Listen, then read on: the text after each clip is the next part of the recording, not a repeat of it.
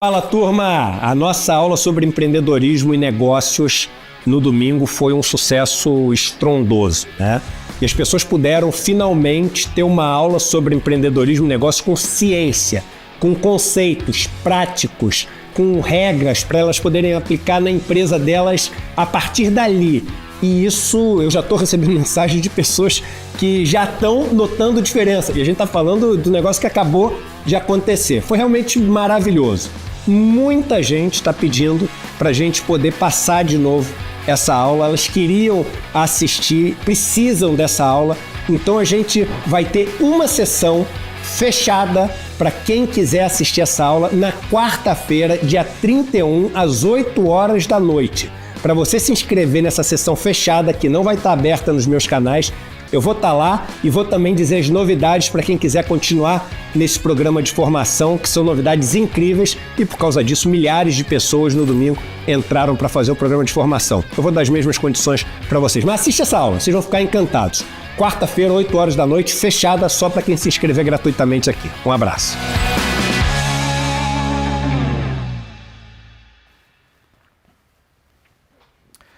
Muito bem, rapaziada, está começando o nosso Desperta ICL de hoje. Hoje é terça-feira, 30 de julho, 7h03 da manhã. Muito obrigado pela companhia de todo mundo que já está por aí, nas nossas redes sociais, nos nossos canais de YouTube, também nas emissoras de televisão e de rádio que transmitem o nosso programa. Desperta vai ao ar todos os dias, vocês sabem, das 7 às 8 horas da manhã. Muito bom dia, muito boa tarde, muito boa noite, muito boa madrugada para quem nos assiste em outros países do mundo também, na nossa reprise, né? Vocês sabem que os nossos programas ficam gravados nos nossos canais do YouTube. Se você está chegando pelas redes sociais aí, pelo Twitter, pelo Twitch, pelo Instagram e também pelo Facebook, você sabe que pode nos acompanhar principalmente nos nossos canais do YouTube. Estamos ao vivo no canal do Eduardo Moreira, do ICL Notícias e do Leandro Demore. Muito obrigado pela companhia de todo mundo que já está por aí no nosso chat. Vai chegando por aí, vai deixando seu like, vai fazendo a inscrição no canal, vai ativando o sininho. Diga de onde você está assistindo a este programa também e, por gentileza, se você puder, compartilhe este programa hoje pela manhã com as pessoas que você conhece, que você gosta, que você ama, que você tem apreço e que gostaria que participassem mais da nossa discussão aqui para tentar entender o que é que rola no Brasil e no mundo todas as manhãs. Nós estamos aqui, claro, trazendo as principais notícias do Brasil e do mundo, dando texto e dando contexto também, porque a gente gosta de explicar, né? Isso aqui é um jornalismo explicativo, né? É basicamente um programa educacional. Muito obrigado para todo mundo também que está aí nos acompanhando pela TV aberta. Se você quiser acompanhar este programa pela televisão, você pode fazer isso em Salvador, na Bahia, pela TV Quirimurê, em São Paulo pela TVT e em Porto Alegre pela Pop TV. Você pode pegar o controlinho da televisão da sua vovó e procurar aí, né? Fica subindo e descendo os canais, né, Jimmy? Até achar aí onde estamos ao vivo todas as manhãs, nas nossas emissoras parceiras. Estamos ao vivo também em 2 emissoras de rádio. Muito obrigado para todo mundo que nos acompanha, como se fosse o bom e velho radinho, porque este é um programa, no mais das vezes, também radiofônico. Muita gente que me encontra por aí fala que nos ouve no rádio, no carro, indo para o trabalho, voltando do trabalho, levando a molecada na escola, indo para a universidade, enfim, fazendo as suas tarefas diárias aí no trânsito das cidades do Brasil e também, principalmente em São Paulo, você pode acompanhar pelo rádio mesmo, rádio do carro. É só você buscar aí a frequência de 2 emissoras que nos retransmitem todas as manhãs, a Rádio Brasil Atual e também a Rádio Heliópolis. Muito bom dia, Heliópolis, muito obrigado pela companhia de todo mundo. Gente, vamos lá, temos muita coisa hoje. Antes de mais nada, vocês viram aí o vídeo do Edu antes de começar o programa, né? Tá liberado o replay do nosso webinário, da nossa super aula de introdução à turma 2 do Empreendedor Mestre, que aconteceu nesse domingo. Foi um sucesso absoluto, né? É o principal curso que a gente tá dando esse ano aqui. A gente, já falei várias vezes aqui, lotamos a principal casa de shows da América Latina com a galera que fez parte da primeira turma do Empreendedor Mestre e outras pessoas também que se inscreveram para estar no Despertar Empreendedor, o nosso evento presencial que aconteceu em São Paulo, no Vibra Hall. Mais de 4.000 pessoas, foi uma coisa realmente impressionante. O evento do ano que vem já está marcado para março, Quem esteve no evento presencial esse ano já pôde comprar os ingressos que foram liberados só para a galera que estava lá no evento, né? Porque, claro, a gente privilegia a galera que estava lá com a gente, aprendendo, conversando, ensinando, abraçando, comemorando, agradecendo, batendo papo. Foi um negócio inacreditável, 3 dias maravilhosos. No ano que vem a gente vai dar um repeteco deste mesmo evento, claro, com outros nomes. Nesse evento que passou a gente teve aí Márcio França, Haddad, Bela Gil, Fátima Bernardes, Serginho Groisman, toda a turma aqui do ICL, estava todo mundo lá, Heloísa Vilela, a Gabi Varela, a Roberta, o Rodrigo, o César Calejon, o Edu, eu tava lá, tava todo mundo lá, um negócio assim inacreditável. No ano que vem a gente eu já tô ansioso para participar do próximo, estarei lá certamente no próximo, em março do ano que vem. Para isso você precisa assistir primeiro essa aula, que é uma aula de graça. Ela aconteceu no domingo, vai ter um repeteco agora na quarta-feira, né, Jimmy? Quarta-feira à noite, né? Quarta-feira às 8 horas da noite, então se você quiser assistir essa aula, se você por acaso perdeu ela no domingo, faça a sua inscrição de graça, é só colocar o seu e-mail e apertar no botãozinho, vamos lá rapaziada, tá escrito ali no botão, pá, clica lá, né? O endereço é o despertacl.com.br, né, Jimmy? Isso. Muito bem, então clique aí, o link está nos nossos comentários, está na nossa tela também aí, você pode apontar o QR Code ou não temos QR Code hoje? Hoje não temos QR Code. Muito bem, então você vai digitar despertacl.com.br, faça isso agora, porque muita gente abre uma aba separada, depois esquece, perde o horário. Se você fizer a inscrição, vocês serão avisados por e-mail, então fica tudo mais fácil. Na quarta-feira, antes da aula começar, chega um e-mailzinho na caixa de vocês, tudo bonitinho, você vai lá, clica no link, abre, fica esperando a aula. De novo, é uma aula online, então você pode assistir de qualquer lugar do mundo, gratuita, né? Essa primeira aula é uma aula gratuita e a gente vai repetir as condições especiais para quem assistiu a aula no domingo, para quem quiser, obviamente, desejar se inscrever na segunda turma do Empreendedor Mestre. Então, despertacl.com.br, coloca no seu navegador, faça a sua inscrição e garanta a sua vaga para assistir na quarta-feira, amanhã à noite, o reprise da aula que o Edu deu no domingo, né? É um curso de empreendedorismo, claro, a gente está adentrando aí em uma seara que foi totalmente dominada por coach, picareta, pastor, essa gente que passa o dia inteiro enganando os outros no Instagram, né? É um terreno dominado pela extrema-direita, é uma palavra-chave usada para abrir uma série de conversas com, a desculpa de fazer um curso de empreendedorismo, mas na verdade a extrema-direita, principalmente no Brasil, que é o país, já se sabe por pesquisas, que é o país onde as pessoas mais sonham em ser empreendedores, por uma série de motivos, né? Precarização do trabalho, toda essa enganação de rede social também, você achando que ser empreendedor é virar o próximo Jeff Bezos, dono da Amazon. Isso não vai acontecer. Você não será bilionário, não se iluda. E agora a gente pegou essa palavra do empreendedorismo, a gente tem um curso super robusto. Se você for pegar qualquer instituição de ensino com os nomes que são os professores desse curso, entre eles o Edu Moreira, mas várias outras pessoas de ponta, e for colocar na ponta do lápis, vai gastar uma fortuna para fazer uma formação parecida com essa. Não há formação parecida com essa, porque aqui a gente vai falar de empreendedorismo com um olhar social, né? Eu quero saber quem é que é o próximo grande empreendedor brasileiro que vai ajudar a criar um sistema para evitar, por exemplo, que as cidades fiquem completamente alagadas com 15 minutos de chuva. Como a gente faz isso? A gente pode fazer isso através do empreendedorismo, né? Inovação dentro do mundo do empreendedorismo. Então a gente está adentrando essa seara que foi totalmente tomada, sequestrada pela extrema-direita para passar na cabeça das pessoas uma ideologia nefasta, de modo que você só pode ser empreendedor se você for extremamente egoísta, pensar só em você, só o que interessa é o lucro da sua empresa, exploração do trabalho ao máximo, achatamento da massa salarial. Aqui a onda é outra. A onda é outra. Muita gente quer ser empreendedor, mas tem essa ideia no Brasil de hoje que você só pode ser empreendedor se você for aí o ultraliberal, né? Como é que falavam que o Milei era? O Milei não era de extrema direita, ele era, como é que é? Libertário, né? Milei era libertário, vejam que palavra bonita, né? Então não tem nada a ver com isso, a gente conseguiu aqui recolocar as coisas na sua ordem natural. Se você quiser entender um pouco mais, quarta-feira, 8 horas da noite, teremos de novo a aula inaugural da segunda turma do Empreendedor Mestre online exclusivo e grátis. Faça a sua inscrição agora no despertasl.com.br. Tá dado o recado? Muito bem. Vamos lá que tem bastante coisa no programa de hoje. Vamos começar com Olimpíadas, né? Quem é que está acompanhando as Olimpíadas aí? Eu, todos os anos que tem Olimpíada e Copa do Mundo, faço o máximo que eu posso para ter alguns momentos livres no dia para acompanhar as provas. Ontem foi um dia que o Brasil não conseguiu nenhuma medalha, mas sempre é bom, né? O jogo de tênis de mesa da Bruna Takahashi foi um jogaço contra uma norte-americana. Acabou sendo eliminada, mas estava perdendo de 2-0, conseguiu empatar, depois 3-2, depois 3-3. Foi assim, um super jogo. As lutas da Rafaela Silva no judô também foram lutas muito legais de acompanhar, né? Infelizmente ela não conseguiu trazer medalha, mas é uma, assim, atleta topo no mundo, a Rafaela Silva. O surf ontem foi espetacular também. O Brasil agora teremos 2 brasileiros, se eu não me engano foram para as quartas, né?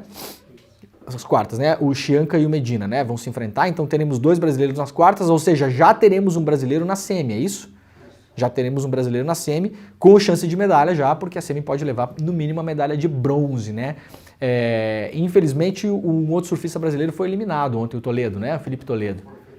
Que é gênio também. Eu gosto mais do estilo do Felipe Toledo do que do Medina. Infelizmente foi eliminado o Toledo, mas temos aí o Brasil avançando. Teremos hoje o Brasil no tênis de mesa de novo. Aliás, o tênis de mesa tá rolando daqui a pouquinho, né? Depois do Desperta você pode ir acompanhando aí, coloca na televisão o tênis de mesa rodando lá, né, sem som, e você pode ficar acompanhando aqui o noticiário do ICL. E teremos também ainda judô, vôlei de praia e, sobretudo, hoje a gente vai ter aí as nossas gênias da ginástica, né?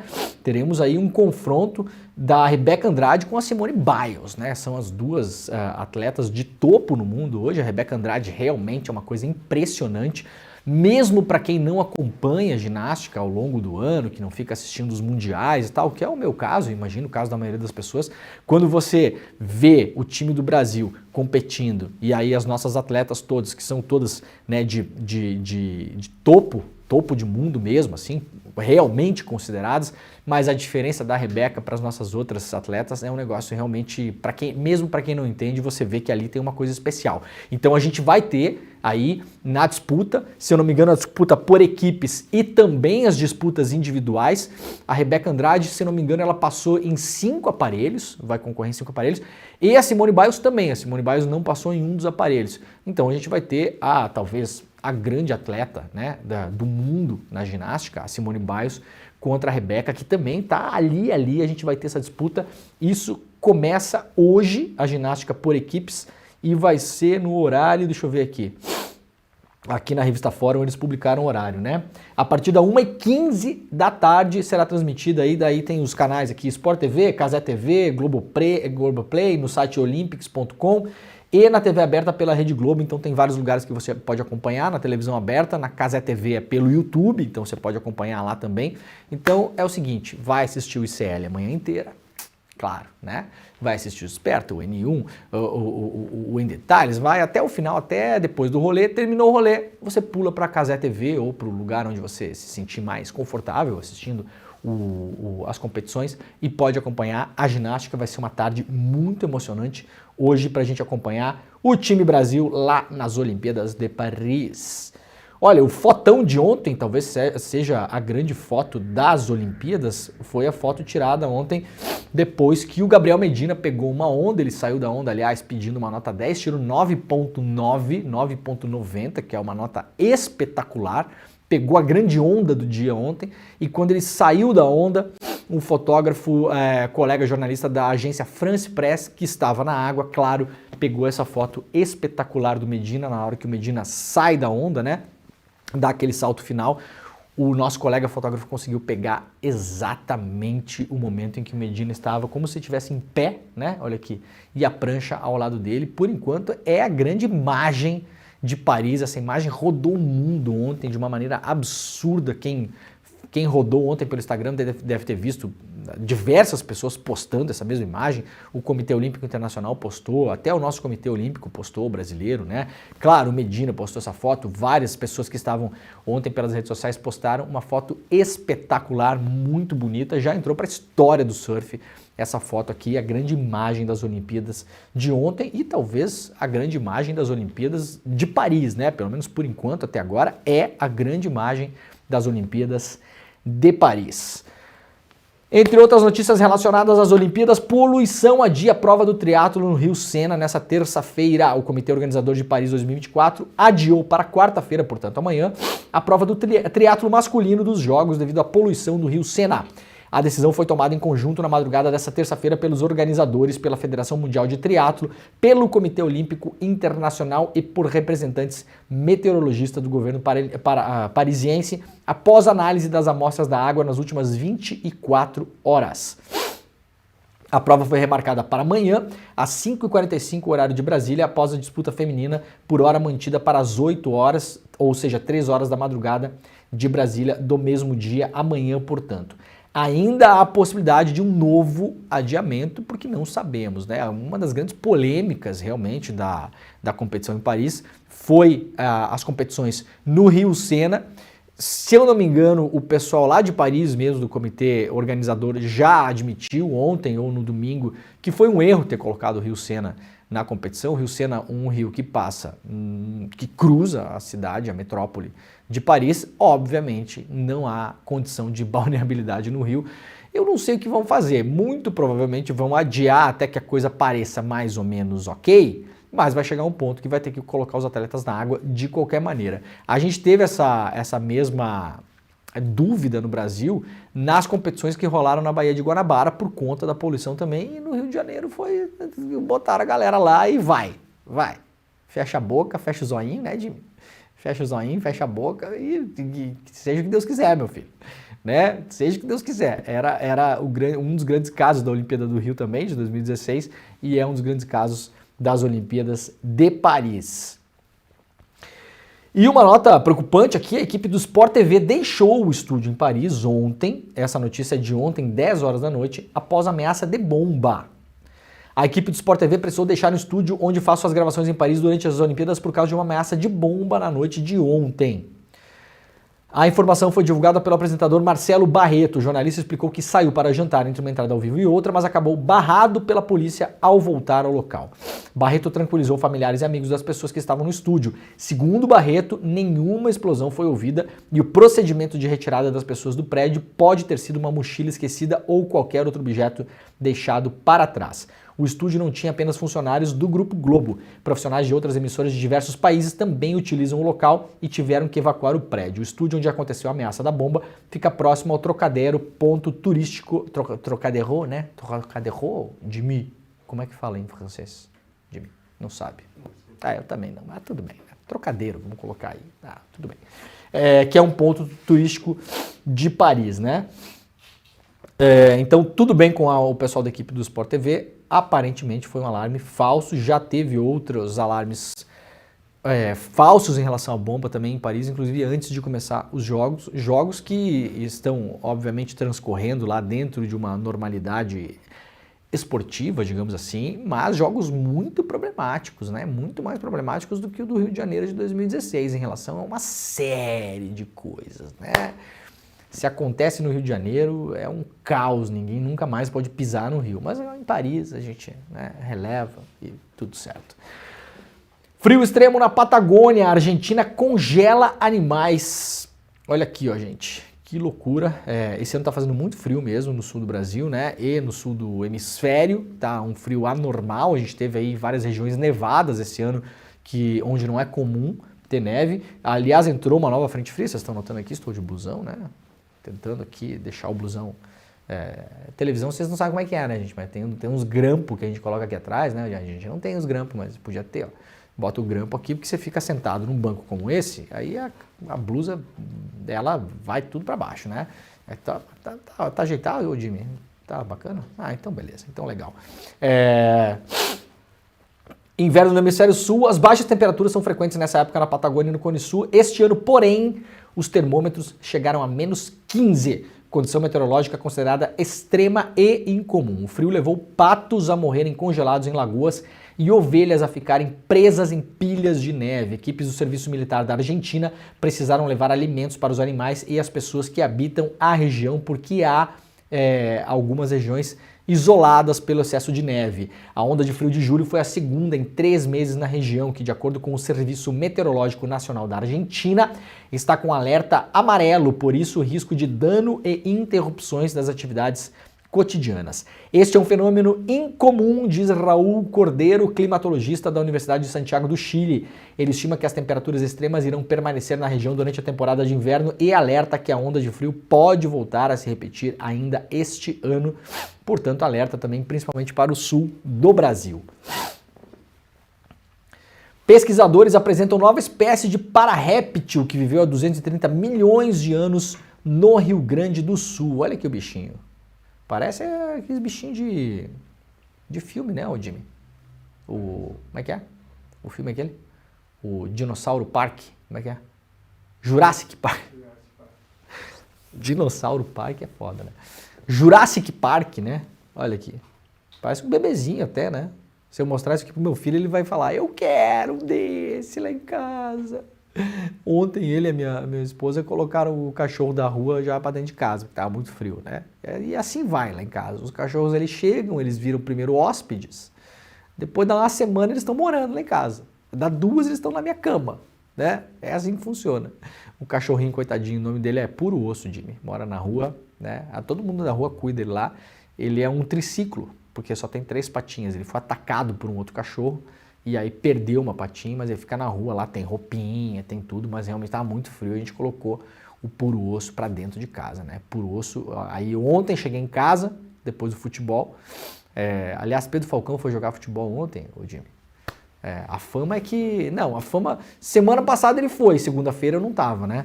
Aí falaram, pô, o Leandro mandou pra cá o filho dele, né? Joga pra caramba, aí correu e destroçou. Ontem foi assim, nota 7,5. 7,5. Matou aula. Era o primeiro dia de aula, matou a aula, chegou lá, pediu se alguém tinha um calção emprestado, ninguém tinha, ele estava com uma calça térmica por baixo, jogou de calça térmica, o que a cena era uma cena meio ridícula, inclusive, e de sapatênis. Sapatênis. Aí ficou escorregando metade do jogo, né? Dei uns 3 carrinhos nele para ele já se ligar, que não ia ser bem assim. 7,5, Pedro Falcão. 7,5. Tu tem que jogar com a gente lá um dia, Jimmy. Vamos classificar o Jimmy e o... Vamos ranquear. Vamos ranquear o Jimmy e o Falcão aqui para ver de quem que a gente vai vender o passe aqui.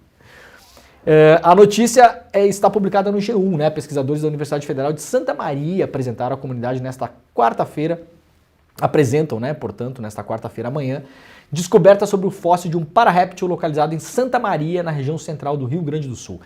O animal viveu entre 235 e 230 milhões de anos atrás, juntamente com os dinossauros. Para quem gosta do tema, portanto, está publicado lá no G1. Olha, fiquem ligados e ligadas por aí, porque o SUS vai disponibilizar 2 novos medicamentos para a doença falciforme. O Ministério da Saúde vai oferecer 2 novos medicamentos no Sistema Único de Saúde para tratar a doença falciforme, uma condição hereditária que é muito comum entre pessoas negras, especialmente em mulheres. Um dos medicamentos é para pacientes que apresentam declínio da função renal e piora do quadro de anemia. Já outro medicamento é para pacientes com pelo menos com ao menos 9 meses de idade e sem sintomas ou complicações, né? Pelo que eu entendo, é uma coisa mais preventiva. Os medicamentos devem estar disponíveis no SUS. Atenção, se você tem esse problema de saúde ou conhece pessoas que têm, em até 180 dias. A doença é a enfermidade genética com maior prevalência no país e no mundo, com alta concentração de diagnósticos e óbitos em pessoas pardas e pretas. Notícia publicada lá no iclnoticias.com.br. Fiocruz passa a integrar a rede mundial de desenvolvedores de vacinas. O Instituto de Tecnologia e Imunobiológicos, a Biomanguinhos da Fiocruz, passa a integrar a rede da Coalizão para Inovações em Preparação para Epidemias de fabricantes de vacinas no sul global. A rede internacional trabalha para apoiar a fabricação de vacinas e outras respostas mais rápidas e equitativas para futuras epidemias e ameaças de doenças infecciosas. A formalização do ingresso ocorreu ontem durante a Cúpula Global de Preparação para Pandemias 2024. Biomanguinhos é um dos maiores fabricantes de vacinas da América Latina, segundo a Fundação Oswaldo Cruz. A inclusão impulsionará significativamente os esforços de produção de vacinas na região da América Latina e do Caribe, aumentando a capacidade para produzir imunizantes. Ou seja, para uma próxima pandemia, que, segundo os cientistas, né, não se sabe, não é se, é quando a gente vai ter uma próxima pandemia, isso aqui é uma iniciativa para colocar o nosso sistema público também na rota do desenvolvimento de vacinas para que a gente não dependa aí de importar insumos da China, como foi feito durante a Covid, e comprar vacinas prontas de empresas multinacionais não brasileiras, para que a gente possa ter já aqui um caminho de desenvolvimento de vacinas que possam rapidamente ser produzidas no mercado nacional e serem colocadas no sistema público para poder vacinar a população. Informação importante, né? O Instituto vai receber 20 milhões de dólares, equivalente a mais ou menos 90 milhões de reais, para começar a desenvolver participar desse grupo. Ainda lá no iclnoticias.com.br, remédio injetável é 100% eficaz na prevenção do HIV, mostra estudo. Um estudo científico divulgado nesta quarta-feira na revista internacional New England, Jornal de Medicina, revelou que o remédio antirretroviral Lenacapavir, é isso? Isso. Da Gilead Sciences apresenta uma eficácia geral de 100% na prevenção da infecção pelo HIV-1, que é o responsável por todas as infecções de HIV no mundo. Os dados do estudo foram apresentados na 25ª Conferência Internacional sobre a AIDS, que acontece em Munique, na Alemanha. Vamos lá para o iclnoticias.com.br. Deputada Thalíria Petroni sofre novas ameaças e intimidação até para os seus filhos. A deputada federal Thalíria Petroni recebeu novas ameaças de morte com ataques racistas e misóginos por e-mail nesta segunda-feira. A intimidação enviada à parlamentar foi assinada supostamente por um homem que apresenta informações privadas sobre seus filhos e sua rotina. Segundo a equipe da deputada, o caso será registrado na polícia, ou seja, principalmente as deputadas, mulheres de esquerda, seguem sendo ameaçadas, né? É curioso, assim, que a gente não tem nenhuma deputada de extrema-direita aí sendo ameaçada de morte com rotina de filho publicada na internet por absolutamente ninguém. Isso só parte de um lado do campo do espectro político. É uma coisa curiosa, né? Isso aqui é um dado matemático, né? Não é o que eu acho, não é a minha opinião, é um dado. E a Thalíria é um dos principais alvos, né? Isso aqui é informação da coluna da Juliana Dalpiva lá no iclnoticias.com.br. Gestão Nunes, prefeito de São Paulo, oferece quase 10 milhões de reais por imóvel de um de seus doadores de campanha. Em setembro de 2022, o prefeito Ricardo Nunes assinou um decreto que declara de utilidade pública o imóvel onde fica a Escola Municipal de Educação Infantil Jardim Mirna, no Grajaú, Zona Sul de São Paulo, para fins de desapropriação. O decreto abriu caminho para a prefeitura desapropriar o imóvel. O valor, 10 milhões de reais empenhados pelo município em abril de 2023 via depósito judicial. O proprietário do terreno, Sérgio Luiz Janiquian, foi o principal doador da última campanha eleitoral do atual prefeito e concorrente à reeleição de São Paulo, Nunes, em 2018, 2 anos antes de concorrer à vice-prefeitura na chapa do tucano Bruno Covas. O empresário, na época, passou 20 mil reais para a campanha do amigo. Ele é dono da imobiliária Master Administradora de Imóveis Próprios e sócio da construtora Fermarjan. Esta última, até o início deste mês, em sociedade com Benjamin Ribeiro da Silva, amigo de longa data do Ricardo Nunes. Se eu não me engano, já é o segundo imóvel. Eu falei isso da outra vez, né? O Ricardo Nunes, quando ele faz a coisa, até quando ele está fazendo a coisa certa, ele está fazendo a coisa errada. Por quê? Desapropriação de imóveis para fins sociais, perfeito. Aliás, é a plataforma do Boulos. O Nunes resolveu atuar em cima da plataforma do Boulos, porque se tornou, graças ao Guilherme Boulos, uma plataforma muito popular em São Paulo, uma discussão muito popular em São Paulo, que é o número de imóveis vazios em São Paulo dá para abrigar o número total de pessoas que não tem casa, que está na rua em São Paulo, por exemplo. Boa parte desses imóveis vazios já deveriam ter sido tomados pela justiça ou desapropriados. por uma série de questões aí judiciais. Seguindo a lei, tá, gente? Seguindo a lei, não é a lenda do comunista que vai invadir a sua casa e você vai ter que dividir o quarto do seu filho com uma pessoa que não tem quarto, tá? Não é isso. Segundo a lei, cadê os legalistas aí? Cadê o pessoal que adora chamar a lei, né? Sempre. Segundo a lei brasileira, vários desses imóveis já deveriam ter sido desapropriados há anos. Ninguém toca, claro, porque ninguém quer tocar nesse assunto, né? O Nunes decidiu tocar. Já é o segundo imóvel que ele decide desapropriar para fins sociais. Já é o segundo que a prefeitura vai pagar e já é o segundo que, por acaso, o dono ou o beneficiário da grana pública é um amigo do Nunes. Nesse caso aqui, um amigo dele de longa data é sócio do cara dono do imóvel e o dono do imóvel era doador da campanha do Nunes. Olha, esse tipo de coisa no Brasil, até uns 10 anos atrás, dava até cadeia, né? Por muito menos do que isso, assim, por uma coisa incomparável a esses tipos de coisas que a gente está vendo do Ricardo Nunes por aí, porque não é a primeira denúncia em relação a isso, e vamos deixar claro aqui, é a clássica denúncia de corrupção, são as clássicas denúncias de corrupção, né? De conflito de interesse, de apropriação da coisa pública, aquela coisa que falsamente incomoda tanto aí os conservadores, o pessoal do Rule of Law, né? Os discípulos de Sérgio Moro. Isso aqui todo mundo absolutamente calado. Cadê a Rosângela Moro, que é deputada lá por São Paulo?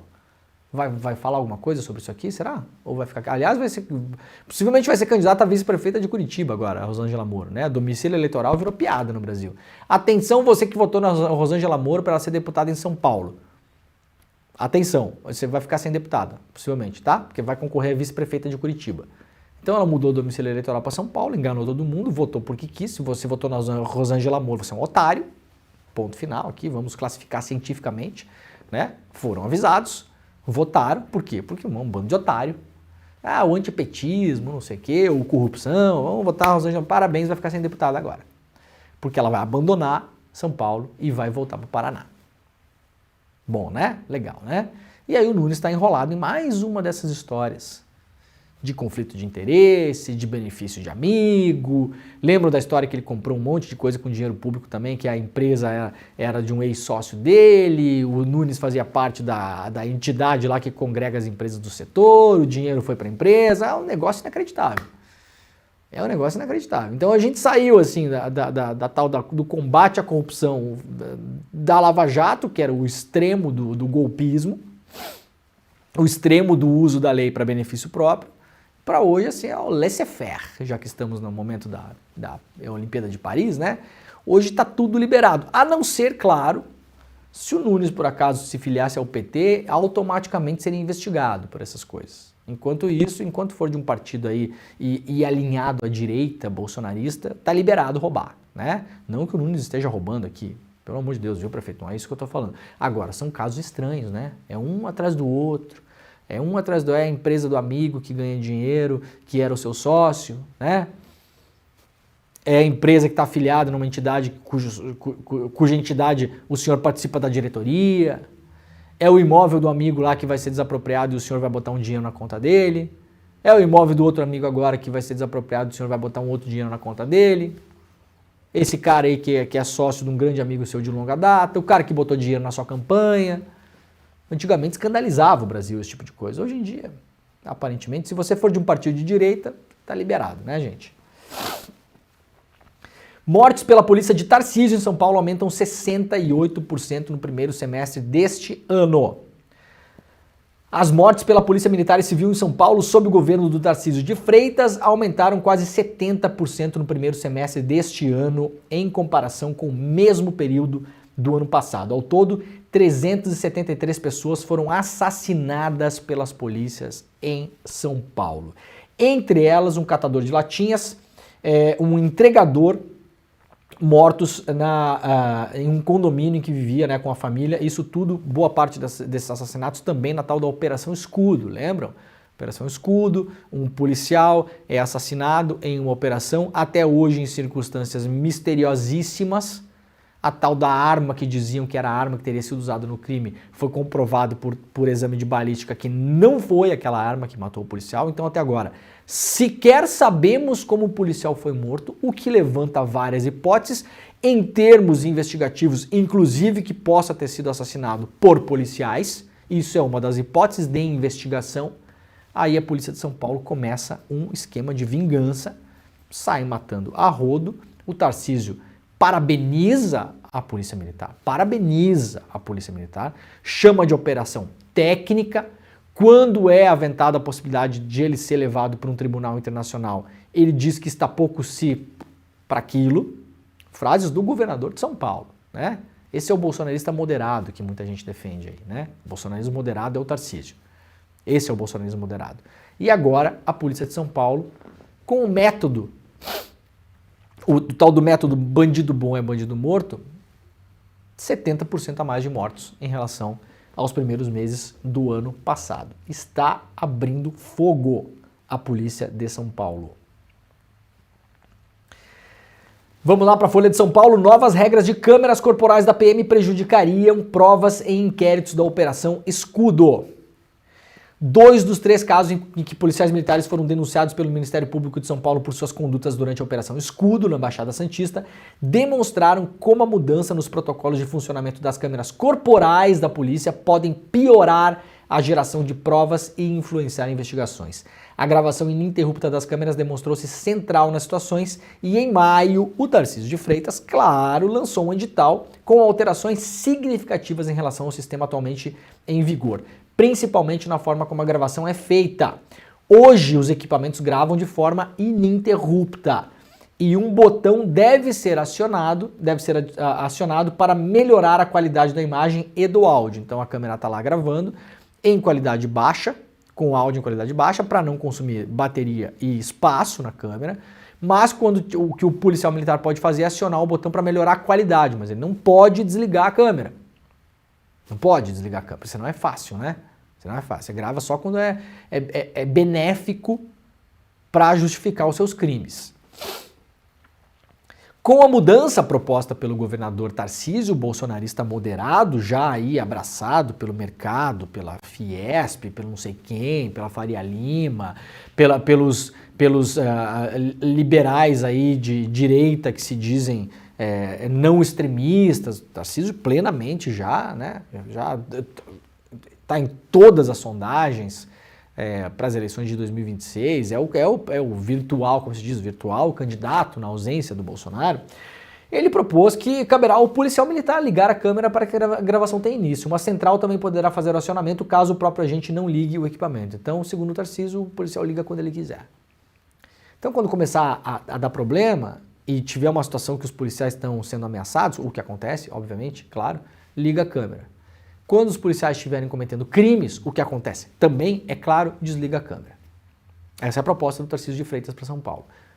Parabéns para quem votou no Tarcísio de Freitas, tá? E para quem acha que polícia sai matando geral, que não é papel de polícia. Polícia não foi criada para matar. Quer dizer, na prática foi, né? Na prática a polícia do Brasil foi criada para defender grandes proprietários de terra contra o povo, né?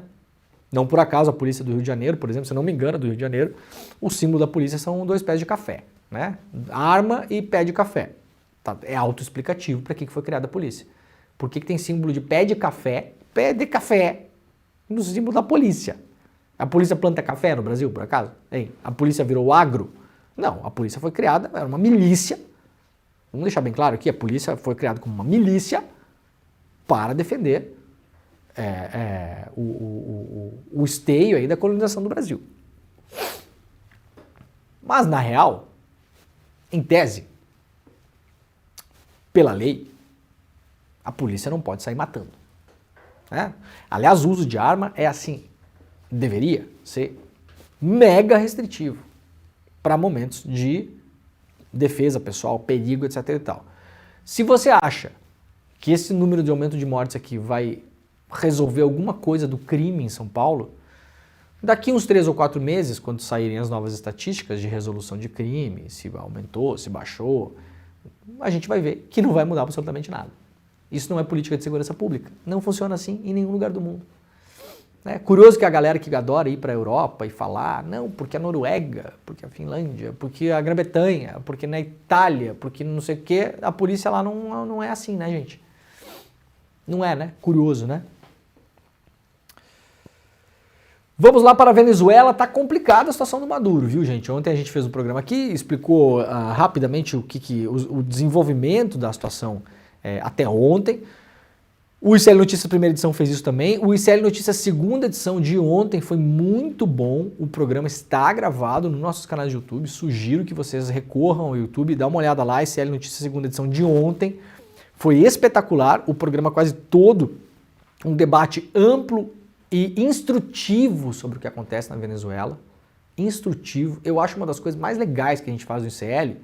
Nem sempre a gente consegue. Às vezes a gente é atropelado pelo dia a dia, né? Às vezes as coisas são mais fáceis de explicar também. Às vezes as coisas são mais óbvias, né? Tentativa de golpe do 8 de janeiro. Tentativa de golpe, ponto. Né? Bolsonaro mocosando joia e vendendo joia nos Estados Unidos. Ponto. Não há muita complexidade nisso. São casos meio óbvios.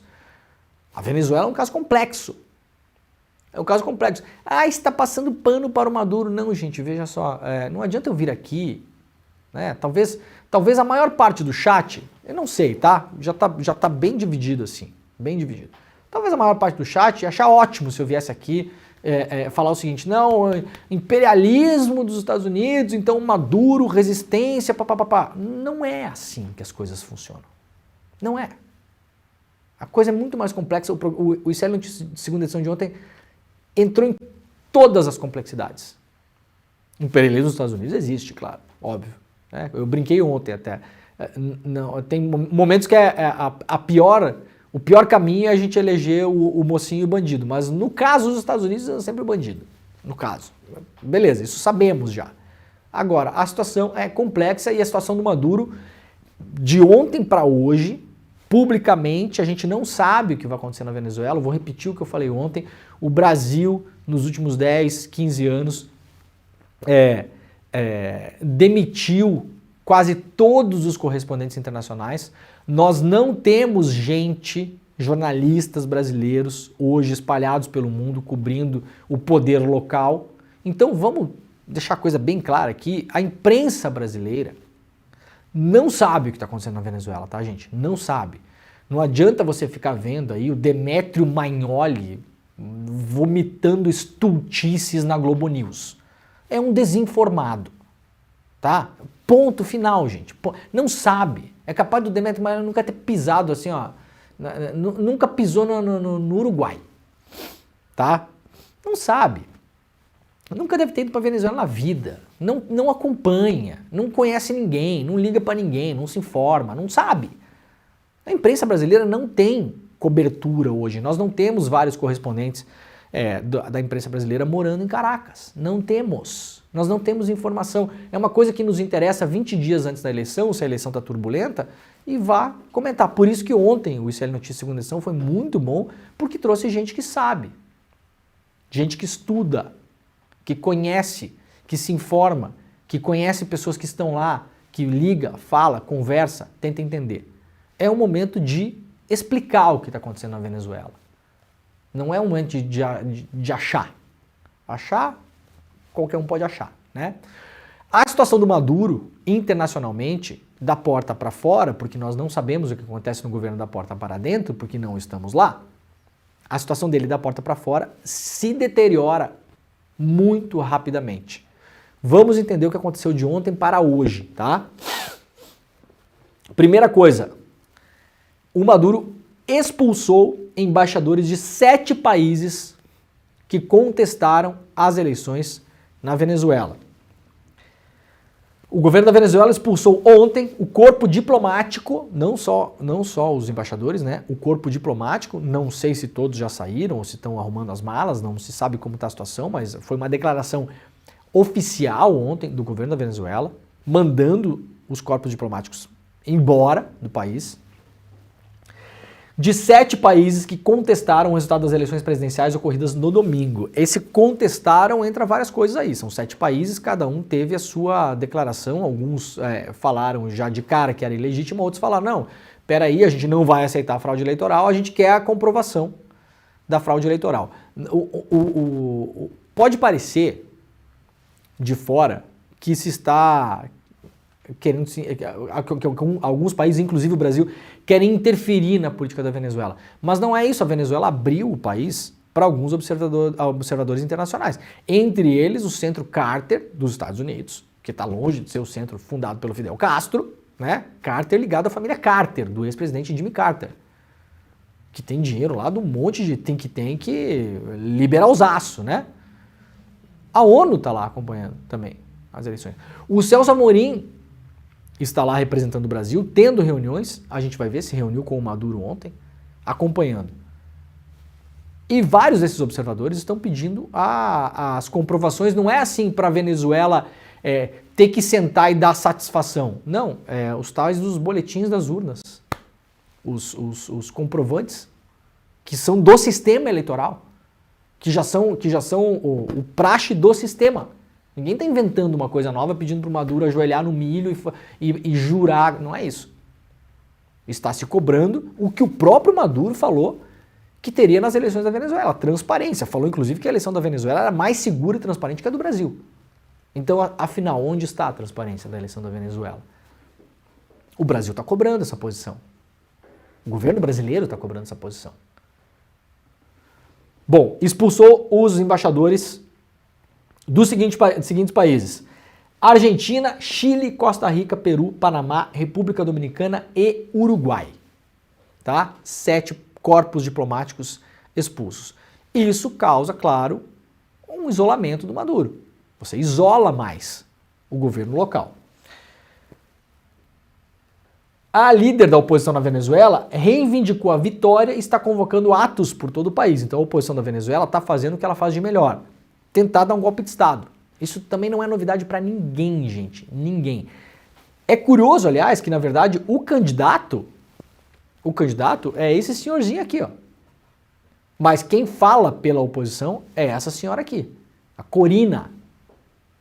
A Corina, ela é, como disse ontem o Rodrigo no N2, uma mistura de Carla Zambelli com Bia Kicis turbinada pela Fiesp, tá? Então ela não é apenas uma dessas pessoas da extrema-direita folclóricas, tipo a Zambelli e a Bia Kicis.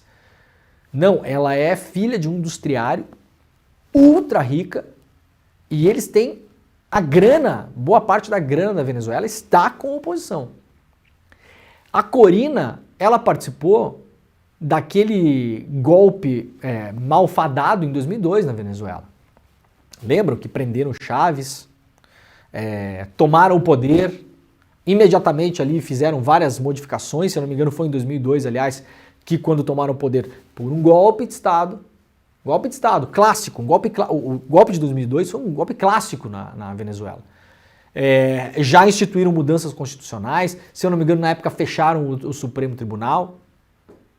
Então foi um golpe clássico. A Corina estava envolvida nesse negócio, publicamente. Não é que assim, não, publicamente, colocando a cara dela.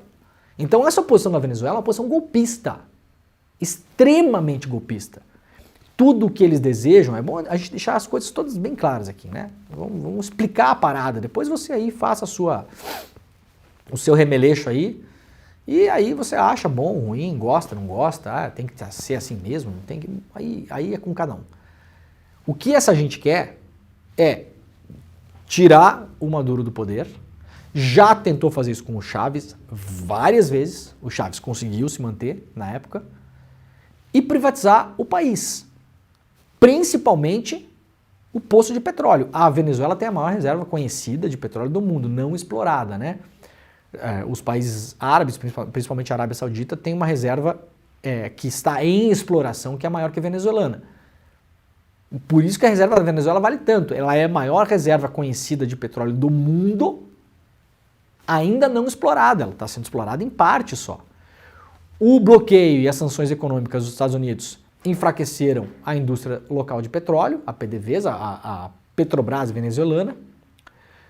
É uma empresa que hoje está sucateada porque ela não tem grana para explorar o petróleo. Então é um prato cheio para uma oposição golpista, entreguista, privatista que vai colocar a presidência do país na mão de um executivo do petróleo, de uma empresa privada dos Estados Unidos. Na prática é isso que essa galera quer. Vamos deixar claro as coisas aqui. Vamos deixar bem claro quem é essa gente aqui. Essa gente aqui não vale nada. Declarou vitória, falou que o senhorzinho ganhou as eleições com 73% dos votos. Impossível saber. Isso aqui é bravata política, né? E tá tentando botar fogo no país de novo, o que já aconteceu outras vezes, convocando manifestação em várias partes do país. Não me espanta se daqui a pouco o Guaidó, lembra do Guaidó, o presidente inventado da Venezuela? Não me espanta se daqui a pouco o Guaidó não passar a faixa para Corina, né? A presidência paralela da Venezuela.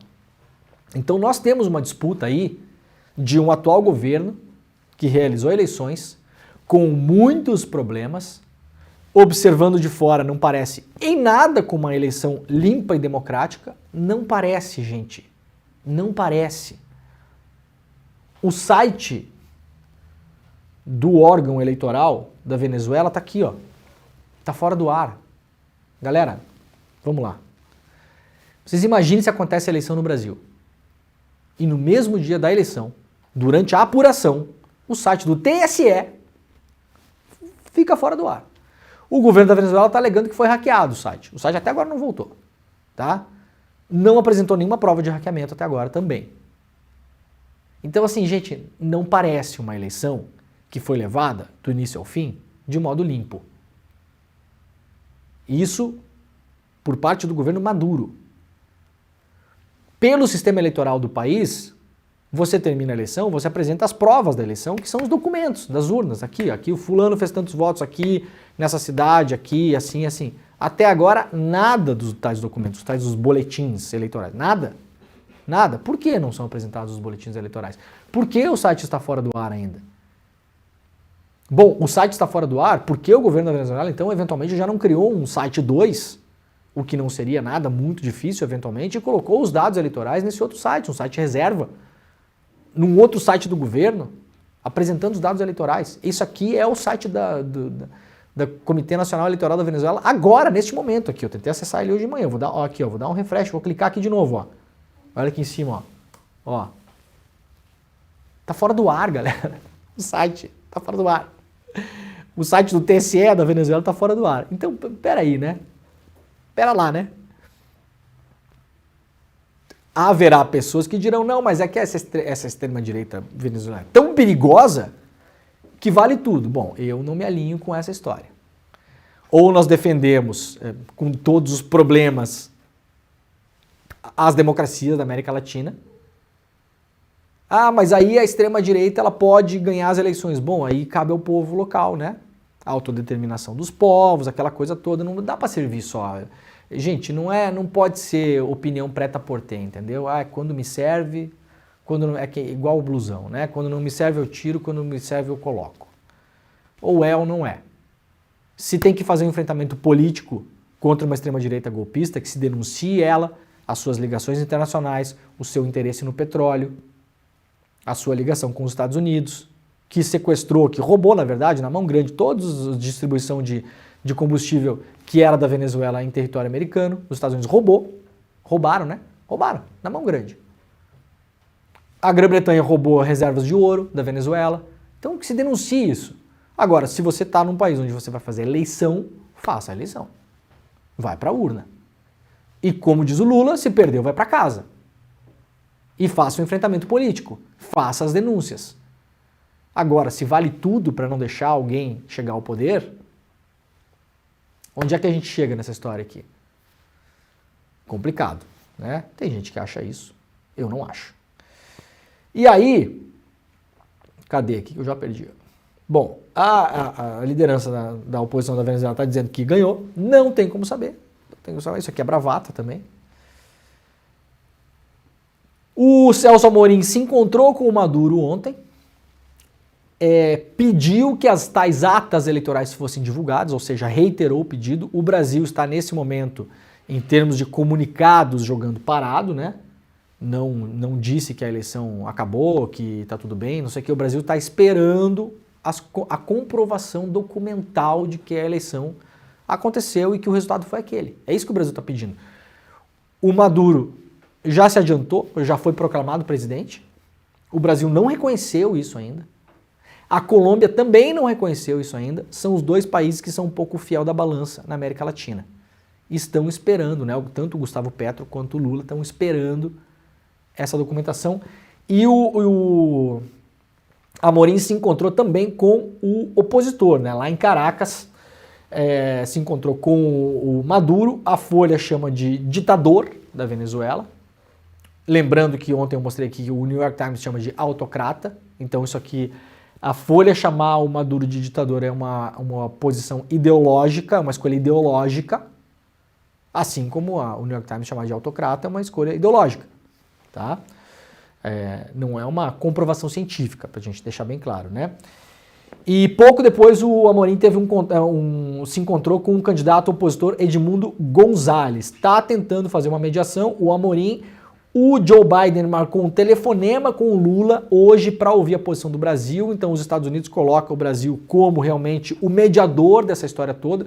Como já havia colocado no ano passado, o Brasil já tinha entrado como mediador nas tensões aí da Venezuela, o Lula tinha entrado como mediador.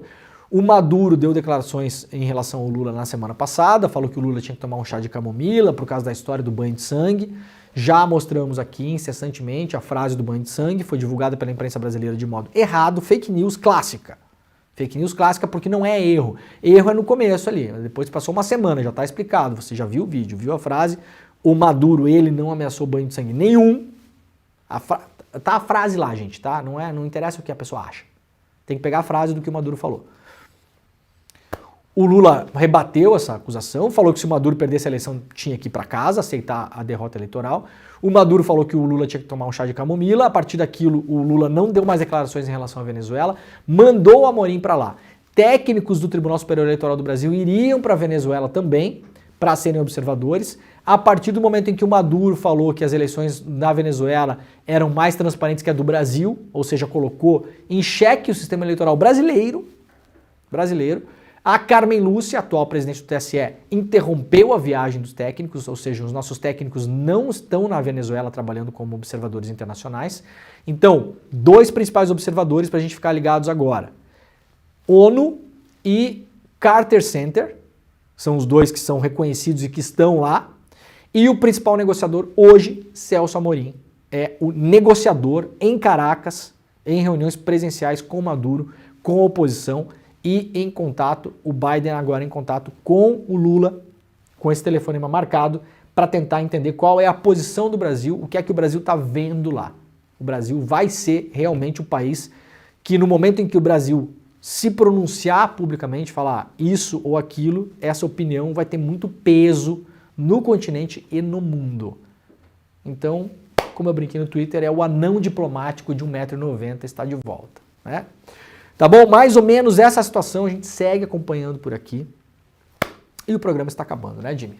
Muito bem. Muito obrigado para todo mundo. Continuem com a gente, porque agora vai começar o SL Notícias primeira edição. A gente vai até o 12h30, depois você sai daqui e vai assistir a Rebeca Andrade e as nossas atletas na ginástica, que hoje vai ser um dia espetacular nas Olimpíadas, tá bom? Amanhã estaremos de volta. Muito obrigado. Tchau. Fala, turma! A nossa aula sobre empreendedorismo e negócios no domingo foi um sucesso estrondoso, né? E as pessoas puderam finalmente ter uma aula sobre empreendedorismo e negócio com ciência, com conceitos práticos, com regras para elas poderem aplicar na empresa delas a partir dali.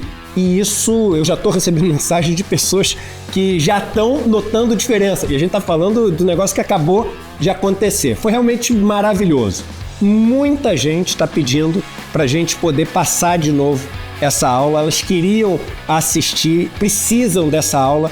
Então a gente vai ter uma sessão fechada para quem quiser assistir essa aula na quarta-feira, dia 31, às 8 horas da noite. Para você se inscrever nessa sessão fechada, que não vai estar aberta nos meus canais, Eu vou estar lá e vou também dizer as novidades para quem quiser continuar nesse programa de formação, que são novidades incríveis e por causa disso milhares de pessoas no domingo entraram para fazer o programa de formação. Eu vou dar as mesmas condições para vocês. Mas assiste essa aula, vocês vão ficar encantados. Quarta-feira, 8 horas da noite, fechada só para quem se inscrever gratuitamente aqui. Um abraço.